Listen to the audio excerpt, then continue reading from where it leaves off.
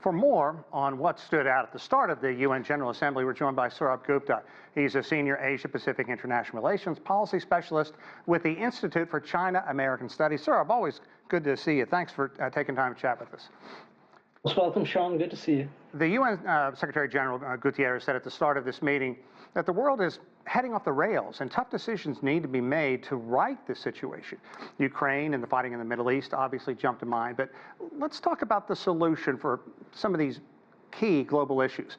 Where does global economy rank on that list of concerns, and your thoughts on that one statement, we're going off the rails? Okay, on the global economy is at a better place than we thought it would be 6 months back or maybe even a year back. There were fears that the U.S. was entering a recession which might spread more widely. Of course, China is having difficulties, but China's had certain economic difficulties. But the U.S. and China have been cooperating and coordinating on economic policy. And I generally feel that the global economy is not such an important issue or an important topic of conversation in the context of the larger challenges that we have. And many of those challenges, of course, were alluded to during the general debate, and especially in Secretary Guterres' words in terms of going off the rails. I mean, really going off the rails. We are having some blatant violations of international law, of international humanitarian law too. And there needs to be a means to make solutions stick. And it should not be for a country or a small group of countries to be able to set the agenda or to help create ceasefires. It needs to be a more larger collective endeavor where the United Nations Security Council, a reformed one that too, particularly hopefully down the line, will again be able to impose its authority on peace and security and help to find some of the other challenging solutions to problems like climate change, etc. Good. Sir, also President Biden gave his final presidential address to the international community today. Your thoughts on that, and how do you believe it was received? It was more kind of like a valedictory address. He is going to be leaving. He wanted to lay out what he's done. There have been strengths. If this was at the beginning of his term, there would be a great deal of excitement as to what he is going to say and where the U.S. is going to go. And I think we will be hearing with bated breath when the next president comes to the podium at the UN General Assembly general debate and speaks.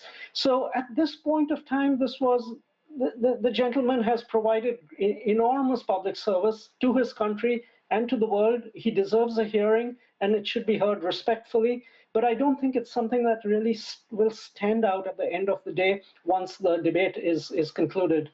He did talk about the rocky relationship with China and perhaps a path forward. Your take on that? I think it's important that he touched on that because U.S.-China relations is fundamental to the stability of the world, of the globe, in many endeavors.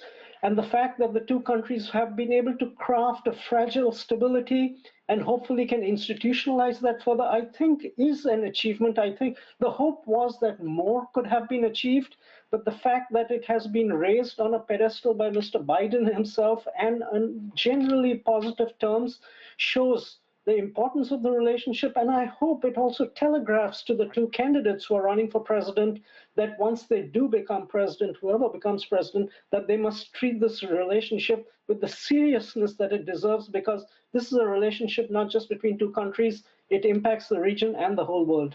And we expect to hear from China later on. So what message do you believe its leaders are going to convey about the state of its economy? Because in many ways, as that economy goes, also the global economy with its presence, obviously, in the ASEAN area and just being such a large trading partner with so many nations across the world.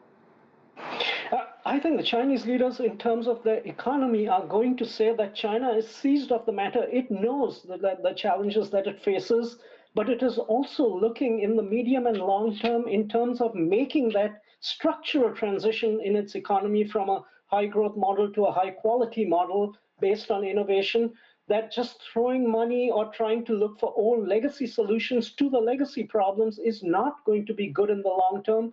So there must be some patience as China goes about trying to tackle its structural challenges at home.